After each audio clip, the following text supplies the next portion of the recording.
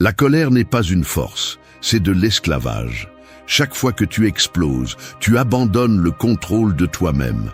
Tu penses imposer le respect en criant, mais la seule chose que tu montres, c'est que n'importe qui peut te manipuler. Et c'est la réalité. Il suffit que quelqu'un appuie sur le bouton de ta colère pour que tu perdes ton pouvoir. La colère ne naît pas à l'extérieur. Ce ne sont pas les paroles de l'autre qui te blessent, mais le jugement que tu fais d'elle. Si tu décides qu'une insulte est une offense mortelle, tu souffriras. Si tu comprends que ce n'est que de l'air, elle disparaît. Marc Aurèle le savait. Ce ne sont pas les faits qui perturbent, mais ton opinion sur eux. Nous vivons dans un monde fragile, où n'importe qui se brise pour le moindre petit chose. Une critique, une différence, et immédiatement le chaos éclate. Beaucoup confondent élever la voix avec être fort, alors qu'en réalité, ils montrent leur faiblesse. Parce que la colère n'est pas du courage, c'est de la capitulation. Le calme, en revanche, est le véritable pouvoir. Ce n'est pas de l'indifférence, c'est de la maîtrise de soi. C'est regarder le chaos et rester debout sans perdre de clarté. Sénèque enseignait que la plus grande victoire sur un provocateur est de ne pas lui ressembler. Épictète le répétait, tu ne peux pas contrôler le monde, mais tu peux te contrôler toi-même. Je veux te parler sérieusement. Tant que tu n'entraîneras pas ton esprit, tu resteras esclave de tes impulsions. Mais si tu choisis de cultiver la sérénité, tu seras libre, fort et intouchable. Ici, tu ne trouveras pas de théories vides, mais des exercices que tu pourras pratiquer. La pause consciente, la visualisation, le silence, la perspective du temps. Des outils simples, mais puissants. Reste jusqu'à la fin, parce que ce n'est pas un discours de plus. C'est une invitation à entraîner le calme jusqu'à ce qu'il devienne ta plus grande arme, dans un monde où tout le monde s'effondre pour rien. 1. Fais de la pause consciente ta première défense. Une tempête ne détruit pas par le tonnerre qui effraie, mais par le vent qui dévaste sans direction. C'est ainsi que fonctionne aussi ta colère. Quand tu laisses tout ce qui se passe à l'extérieur t'entraîner sans frein, tu perds en clarté et tu deviens ce vent violent qui frappe aveuglément, endommageant ce que tu veux le plus protéger. La pause consciente est ce qui transforme l'ouragan en brise. C'est cet instant où tu décides de ne pas laisser la réaction gouverner ta vie.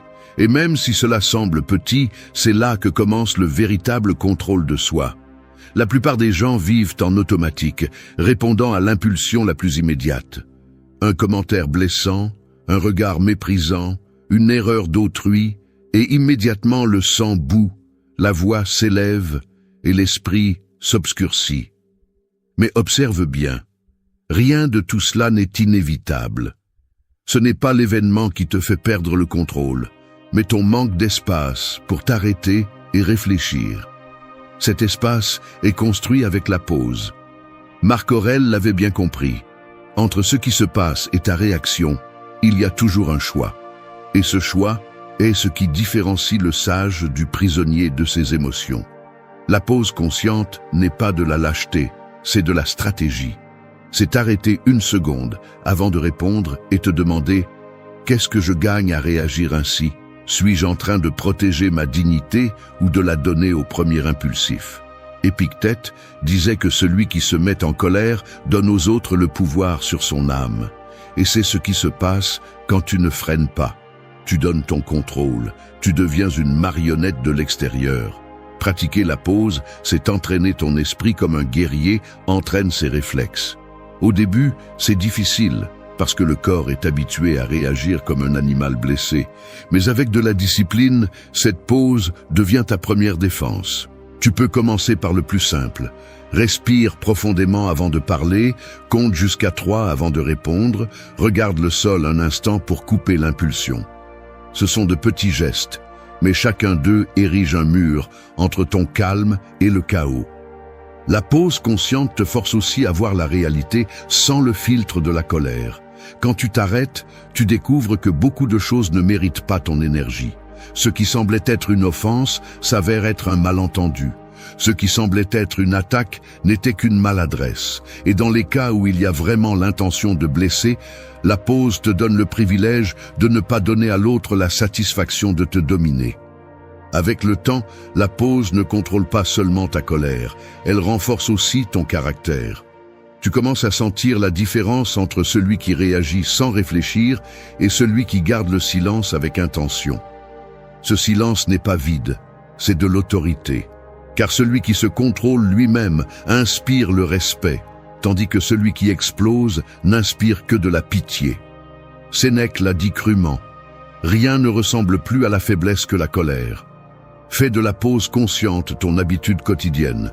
Dans le trafic, lors d'une dispute familiale, au travail, à chaque instant où tu sens l'impulsion de te perdre, rappelle-toi que ton premier devoir est envers toi-même. Tu n'es pas un animal sans frein, tu es un être capable de décider, et dans cette décision réside ta liberté. La pause n'est pas de la passivité, c'est le coup le plus fort contre un monde qui attend de te voir tomber au premier essai de provocation. 2. Entraîne ton esprit avec la visualisation négative. L'acier ne se forge pas avec des caresses, mais avec du feu. Il en va de même pour l'esprit. Il ne se renforce pas avec de douces illusions, mais en affrontant la dureté de l'inévitable. La visualisation négative est ce feu qui, loin de te détruire, te durcit. Il ne s'agit pas de vivre dans la peur ou d'attendre toujours le pire, mais de former l'esprit à ne rien trouver surprenant pour que lorsque le coup arrive, il ne tremble pas. La plupart s'accrochent à l'illusion que tout doit bien se passer, que ce qu'ils aiment sera éternel, que les choses resteront telles qu'elles sont. Et lorsque la réalité brise cette illusion, ils réagissent avec colère, comme si la vie leur devait quelque chose. Mais la vie ne promet pas la stabilité, elle promet le changement. Ce que tu as aujourd'hui peut disparaître demain. Ce que tu considères comme sûr peut se perdre sans préavis. Cette vérité inconfortable est celle que la visualisation négative t'oblige à regarder en face.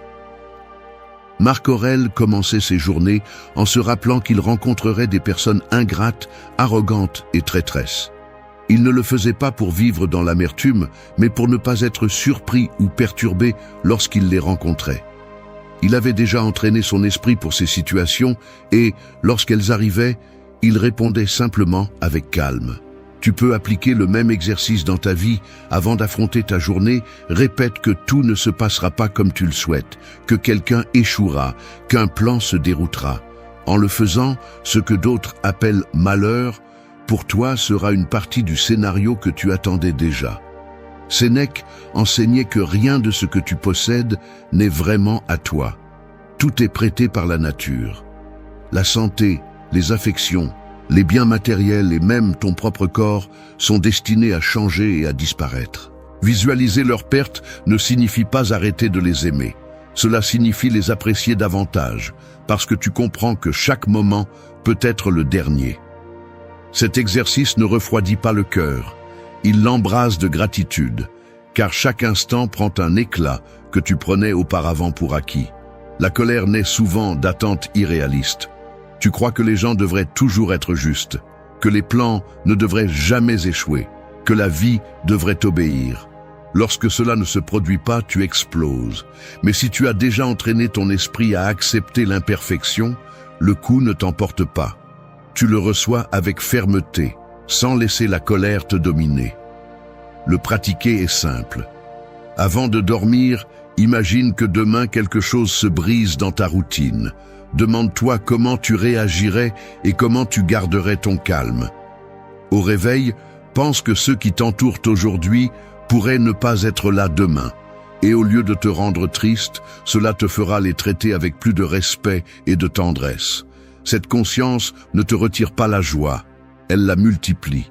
La visualisation négative ne cherche pas à te rendre amer, elle cherche à te préparer.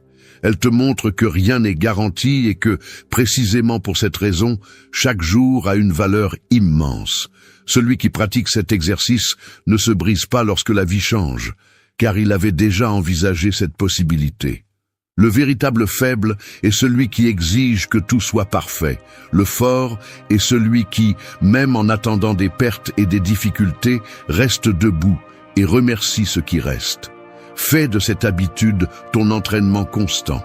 Arrête d'attendre un chemin sans embûche et habitue ton esprit aux revirements inattendus. Ainsi, lorsqu'ils arriveront, tu ne réagiras pas avec colère, mais avec la sérénité de celui qui savait que tôt ou tard, la tempête allait apparaître, et qui est resté prêt à résister à tout obstacle. 3. Écris un journal stoïcien pour mesurer tes progrès. L'esprit est comme un miroir couvert de poussière. Il reflète, mais de manière déformée, montrant des fragments confus au lieu de l'image complète. Si tu ne nettoies pas ce miroir chaque jour, tu finis par croire que tu vis dans un chaos qui naît en réalité de ton propre manque de clarté. Le journal stoïcien est le chiffon qui nettoie cette poussière, l'habitude qui te permet d'observer tes pensées et émotions avec netteté au lieu de te laisser emporter par elles. Beaucoup pensent que réfléchir en silence est suffisant pour ordonner l'esprit, mais ce n'est pas le cas. Les idées non écrites s'estompent, changent de forme ou se déguisent pour te tromper. La colère, par exemple, semble toujours justifiée tant que tu la gardes dans ta tête. Ce n'est que lorsque tu l'écris, que tu la regardes à distance et que tu la dissèques, que tu comprends qu'il s'agissait d'un élan infantile, déguisé en dignité.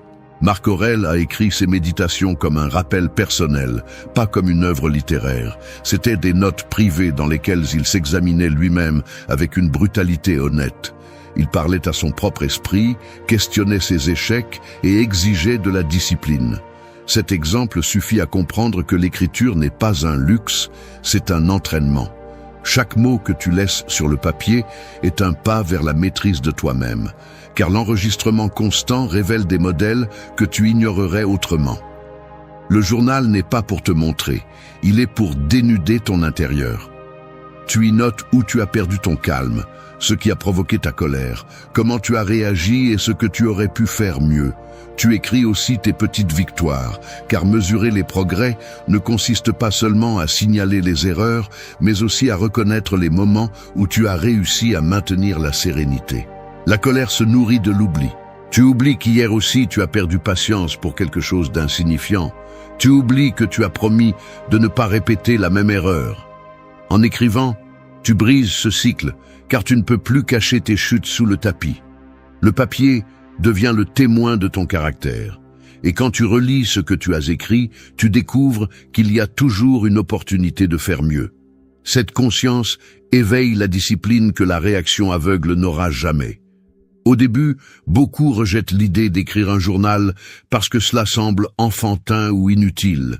Mais ce qui semble simple devient profond avec la pratique. Consacre simplement 10 minutes à la fin de la journée. Demande-toi, où ai-je été l'esclave de mes émotions? Où ai-je réussi à être maître de moi-même? Quelle pensée m'a renforcé? Quelle faiblesse m'a trahi? En répondant par écrit, tu construis une carte de ton esprit. Le journal sert aussi à projeter demain. Avant de dormir, écris comment tu prévois de faire face aux difficultés du lendemain. Imagine les scénarios possibles et note la réaction que tu aimerais avoir. En le faisant, tu entraînes ton caractère à l'avance. Si demain se passe comme tu l'avais prévu, tu sauras déjà comment agir. Et si cela ne se produit pas, tu auras au moins renforcé l'habitude d'anticiper sans tomber dans l'anxiété. Écrire ne résout pas la vie pour toi, mais te transforme en observateur conscient de ta propre histoire. Cela t'oblige à reconnaître que la sérénité n'est pas atteinte d'un coup, mais par des pas petits, mesurés et constants. Chaque page est un miroir poli. Chaque mot écrit est un rappel que le calme ne s'improvise pas, il se construit. Fais du journal stoïcien ta routine quotidienne. Ne cherche pas la perfection immédiate, cherche la consistance. Car celui qui s'observe lui-même avec honnêteté cesse d'être l'esclave de la colère et commence à devenir l'architecte de sa propre force intérieure. 4. Mettez chaque problème dans la perspective du temps. Un rocher peut sembler être un mur lorsque vous le regardez de près, mais si vous faites quelques pas en arrière, il n'est guère plus qu'une pierre sur le chemin. Il en va de même pour vos problèmes. Tant que vous les tenez avec le nez collé dessus, tout semble insupportable, éternel et impossible à surmonter. Lorsque vous les placez dans la perspective du temps, vous comprenez que rien n'est aussi grand que votre esprit le dessine dans l'instant de la colère. La colère se nourrit de l'immédiateté. Vous réagissez parce que vous pensez que ce qui se passe maintenant définit votre vie pour toujours. Vous perdez une affaire, vous vous disputez avec quelqu'un, vous recevez une critique et vous pensez que ce moment sera une cicatrice éternelle. Mais la réalité est autre. Presque rien de ce qui vous tourmente aujourd'hui n'aura de poids dans un an, et encore moins dans une décennie. Lorsque vous comprenez cela, vous arrêtez de réagir avec colère et commencez à répondre avec calme. Marc Aurèle se rappelait à lui-même la petitesse des événements humains face à l'immensité du temps. Une insulte, une trahison, même une perte s'évanouissent lorsque vous les comparez à la brièveté de votre passage dans le monde. Cette vision ne minimise pas la douleur, mais elle lui enlève le pouvoir de vous asservir. L'empereur savait que si chaque chose était mise à sa juste mesure, le calme était possible même au milieu des guerres. L'exercice est simple, mais il exige de la discipline. Lorsque vous sentez que la colère s'allume, demandez-vous, est-ce que cela importera dans un mois? Est-ce que je me souviendrai de cette offense dans 5 ans? Vaut-il la peine de dépenser mon énergie pour quelque chose que le temps effacera? La plupart des réponses désarment la colère, car le temps est un juge impitoyable qui réduit en poussière ce qui aujourd'hui semble insupportable. Sénèque conseillait de méditer sur la fugacité de la vie. Rien de ce que vous affrontez ne dure aussi longtemps que votre esprit l'imagine. Cette dispute qui aujourd'hui semble insurmontable, demain devient une anecdote. Cette trahison qui vous blesse, avec les années, devient une leçon. Le temps transforme la douleur en souvenir et le souvenir en sagesse, à condition de ne pas l'alimenter avec du ressentiment. La perspective du temps vous protège également du désespoir. Celui qui croit que tout le mal sera éternel s'enfonce dans sa propre colère. Mais celui qui comprend que tout coule, même le plus dur, trouve la patience nécessaire pour résister. Et la patience est l'arme la plus mortelle contre la colère, car elle transforme la réaction immédiate en attente consciente. Il ne s'agit pas de résignation, il s'agit de vision. Lorsque vous placez un problème sur la ligne du temps, vous le réduisez à sa taille réelle. Cela ne signifie pas que vous ignorez la difficulté, cela signifie que vous la voyez comme passagère. Et ce qui est passager ne mérite pas de détruire votre calme. La colère veut toujours vous faire croire que ce qui fait mal aujourd'hui vous définira pour toujours. Le calme, en revanche, vous rappelle que rien ne dure assez longtemps pour mériter votre esclavage émotionnel. Vous pouvez pratiquer ce principe chaque jour. Face à un conflit, visualisez-le comme si vous aviez vieilli de 20 ans et que vous le regardiez depuis le futur. Que penseriez-vous de ce moment? Vous priverait-il encore de sommeil? Ou le verriez-vous comme un épisode mineur dans une vie beaucoup plus large? Cet exercice vous arrache du présent étroit et vous place dans une vision plus haute d'où tout semble moins menaçant. Le temps n'efface pas tout, mais il met tout à sa place. Ce qui vous irrite aujourd'hui sans mesure, demain sera de la poussière dans l'air. 5. Pratique l'empathie radicale avant de réagir. La colère est comme un miroir brisé, elle reflète mais déforme. Elle te montre l'autre comme un ennemi, comme une menace, comme quelqu'un qui cherche à te nuire intentionnellement. Cependant, la plupart du temps, cette image n'est pas réelle, elle n'est qu'un reflet déformé par ta propre colère. L'empathie radicale est l'acte de réparer ce miroir, d'oser regarder au-delà de l'offense et de comprendre que l'autre personne, tout comme toi, est pleine de peur, de blessures et de limitations. Il ne s'agit pas de justifier ce qu'ils font, mais de le voir d'un point de vue qui te libère du poison de la colère. La réaction naturelle à une provocation est d'attaquer. Quelqu'un te crie dessus et tu réponds avec plus de cris. On te blesse et tu penses que rendre le coup est la bonne chose à faire. Mais cette réaction automatique ne te renforce pas, elle t'enchaîne. Épictète l'a prévenu, personne ne peut t'offenser sans ton consentement. Pratiquer l'empathie radicale signifie prendre un instant et te demander quelle est l'histoire derrière cette personne. Quelle blessure traîne-t-elle pour se comporter de cette façon? Quelle bataille interne est-elle en train de perdre? La réponse peut ne pas changer ce qui se passe, mais elle change la façon dont tu le reçois. Tu arrêtes de le prendre comme une attaque personnelle et tu le comprends comme une projection de sa douleur. Ce regard te sauve de réagir avec colère parce que tu comprends que lutter contre l'ombre de l'autre ne fait que te remplir d'obscurité. Marc Aurèle répétait dans ses méditations que chaque homme agit selon sa vision du bien. Même celui qui fait le mal croit qu'il fait ce qu'il doit. Se souvenir de cela t'évite de t'empoisonner. Tout le monde n'a pas ta clarté. Tout le monde n'a pas entraîné le calme, et attendre qu'il le fasse, t'es naïf. Quand tu choisis de te mettre à la place de l'autre, ta perspective change. La critique qui faisait mal auparavant devient maintenant un signe de la frustration de celui qui l'a prononcée. L'insulte cesse d'être un poignard et se révèle comme un cri d'impuissance. L'attaque cesse d'être personnelle et devient le reflet d'un esprit perturbé. Et en le comprenant, tu n'as pas besoin de réagir avec colère. Cette compassion consciente est ton bouclier le plus puissant, car rien ne désarme plus que le calme de celui qui comprend. Cela ne signifie pas que tu dois permettre les abus. L'empathie radicale n'est pas soumission, c'est clarté. Tu peux comprendre l'autre et en même temps poser des limites fermes. La différence est que tu ne le fais plus par colère, mais par force intérieure. Quand tu établis des limites avec sérénité, l'autorité que tu transmets est bien plus grande que n'importe quel cri. Pratiquer l'empathie radicale demande de la constance. Chaque fois que quelqu'un te provoque, exerce la question clé. Qu'est-ce qui arrive à cette personne pour qu'elle agisse ainsi? Fais-le avant de réagir, et tu sentiras comment le poids de la colère se dissout. Cet espace mental ne te protège pas seulement, il transforme aussi tes relations.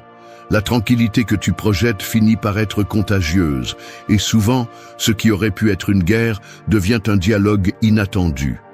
La véritable force n'est pas de rendre chaque coup, mais de comprendre pourquoi ce coup est arrivé et de décider s'il vaut la peine de répondre. L'empathie radicale ne ramollit pas ton caractère, elle le renforce, car elle transforme la compassion en stratégie. Et quand tu arrives à voir l'autre clairement, sa tentative de t'entraîner dans le chaos échoue. Tu restes debout, ferme, maître de toi, pendant qu'ils restent pris dans leur propre feu. 6. Répète des mantras qui t'ancrent dans la sérénité. La mer peut être agitée en surface, avec des vagues qui frappent et se brisent sans cesse, mais en profondeur, le calme règne toujours. Ton esprit fonctionne de la même manière. En surface, des tempêtes de pensées et d'émotions s'allument, mais si tu parviens à t'ancrer dans les profondeurs, rien ne peut t'emporter. Les mantras sont cette encre, des mots simples mais fermes qui te retiennent lorsque tout semble te secouer. La colère s'allume rapidement parce que ton esprit court sans direction. Un mot mal dit, une provocation minimale, et ton intérieur commence à s'agiter. Le cœur bat fort, la respiration s'accélère, et ce que tu penses devient confus. Au milieu de cette tempête, un mantra est comme une corde que tu te rappelles pour ne pas perdre le contrôle. Peu importe ce qui se passe à l'extérieur, ce qui compte, c'est ce que tu décides de te répéter à l'intérieur. Sénèque disait que la colère se dissipe avec la réflexion, et la répétition consciente est une forme de réflexion immédiate. Lorsque tu sens que la rage s'allume, tu peux répéter des phrases qui te rendent le pouvoir. Je ne suis pas l'esclave de mon impulsion. Ceci aussi passera. Ma tranquillité est plus forte que leur offense. Ces mots ne sont pas des ornements vides. Ils sont des rappels que ta sérénité vaut plus qu'une réaction passagère. Le pouvoir des mantras réside dans la répétition.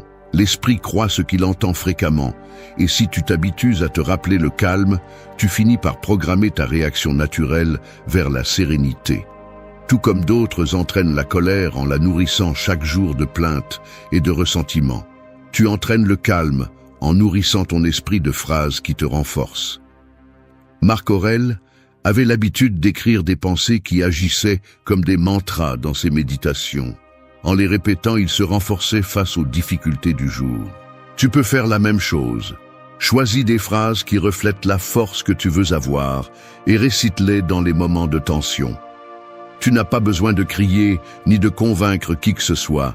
Il suffit de te le rappeler en silence. jusqu'à ce que ton intérieur obéisse. La pratique des mantras t'aide aussi à arrêter la chaîne de pensée destructrice. Lorsque la colère apparaît, l'esprit commence à inventer des histoires. Il exagère l'offense, imagine des vengeances, multiplie la frustration. Ce tourbillon grandit parce que tu l'alimentes avec plus de pensées. Mais lorsque tu interromps cette chaîne avec un mantra, c'est comme éteindre un incendie avant qu'il ne se propage. Tu remplaces la narration destructive par un rappel de maîtrise de soi. Il ne s'agit pas de répéter des phrases magiques, il s'agit de te rappeler la vérité. La colère ne définit pas qui tu es, ta réaction le fait. En te disant « ma tranquillité est mon pouvoir », tu affirmes un principe qui change ta perspective. En répétant « ceci ne me contrôle pas », tu transformes ton esprit en gardien de ta dignité. Ces mots sont des clés qui ouvrent la porte de la sérénité juste lorsque la colère veut t'enfermer. Tu peux pratiquer dans des situations quotidiennes. Dans le trafic, lorsque quelqu'un t'insulte, au lieu de répondre avec fureur, répète ton mantra et observe comment la tension se dissout. Au travail, lorsque tu es critiqué injustement, rappelle-toi ta phrase et tu verras comment le calme s'impose. Avec le temps, ce qui au début semble un effort conscient devient naturel. Ton esprit apprendra à choisir la sérénité plutôt que la rage. 7. Renforce ton caractère avec des inconforts volontaires. Le fer ne durcit pas en restant dans un tiroir, il se trempe dans le feu. Le caractère fonctionne de la même manière, il ne se renforce pas dans le confort, mais dans le frottement avec la difficulté. Si tu cherches toujours la facilité, si tu fuis tout ce qui est inconfortable, ton esprit devient fragile et ton calme se brise au premier coup inattendu. En revanche, lorsque tu choisis de traverser des inconforts volontaires, tu entraînes ton esprit à ne rien le renverser. La colère naît souvent du manque de préparation. Tu es tellement habitué à ce que les choses suivent ton rythme que lorsque quelque chose échoue, tu réagis avec fureur. Un retard, une erreur, un changement de plan, et tu perds immédiatement le contrôle, parce que ton esprit n'est pas entraîné à accepter le contraire. Le stoïcisme enseigne que tu dois t'exposer à l'inconfort en petites doses pour apprendre à le résister. En le faisant, ce qui te provoquait de la colère devient maintenant un simple obstacle que tu sais gérer. Marc Aurèle pratiquait l'austérité et la simplicité, se rappelant que tout luxe est fragile. Sénèque conseillait de dormir sur un sol dur certaines nuits, de porter des vêtements simples ou de manger le minimum, non par nécessité, mais comme entraînement. L'idée est claire. Si tu apprends à vivre avec moins et à tolérer les inconforts, rien de l'extérieur ne peut te faire plier. Lorsque tu as déjà volontairement expérimenté le manque, tu cesses de le craindre, et en cessant de le craindre, disparaît la colère qui naît de la frustration. L'inconfort volontaire ne consiste pas à chercher une souffrance sans sens, mais à exercer la résistance.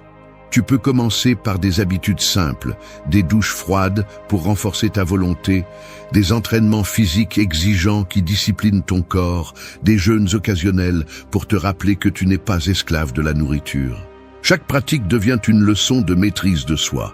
Le corps proteste, l'esprit demande à abandonner, mais tu décides de rester ferme. Cette décision, répétée encore et encore, est la base d'un caractère imbattable. En pratiquant ces inconforts, tu choisis de te prouver que tu peux résister plus que tu ne le penses. Cette confiance se transfère à ta vie quotidienne. Si tu supportes la discipline d'un entraînement dur, pourquoi te laisserais-tu emporter par l'impatience dans une discussion futile ? Si tu as été capable de contrôler ta faim pendant des heures, comment vas-tu perdre le contrôle à cause d'un commentaire insignifiant ? L'inconfort volontaire te donne de la perspective et te rappelle que la maîtrise de soi est possible dans n'importe quelle circonstance. La colère cherche toujours la sortie la plus rapide, crier, blâmer, exploser. L'inconfort volontaire, en revanche, t'apprend la patience, la tempérance et la résistance. Chaque fois que tu choisis de traverser un inconfort par décision propre, tu construis un mur intérieur contre la fureur. Parce que celui qui a appris à soutenir la douleur sans se briser ne se brise pas pour des futilités. La clé est dans la constance. Une seule expérience inconfortable ne transforme pas ton caractère, mais la répétition le rend solide. L'inconfort cesse d'être un ennemi et devient un allié, un maître silencieux qui façonne ta force. Et lorsque la vie te met face à des situations que tu ne peux pas éviter, tu ne réagiras plus avec colère, car tu auras développé la sérénité de celui qui sait résister. Renforcer ton caractère avec des inconforts volontaires, c'est choisir le chemin difficile pour que les chemins obligés ne te détruisent pas. C'est la décision d'entraîner aujourd'hui ce qui pourrait te renverser demain. Fais de ces pratiques ta discipline quotidienne et tu verras comment ta patience grandit, comment ton calme se renforce et comment ton caractère devient un mur qu'aucune provocation ne peut traverser.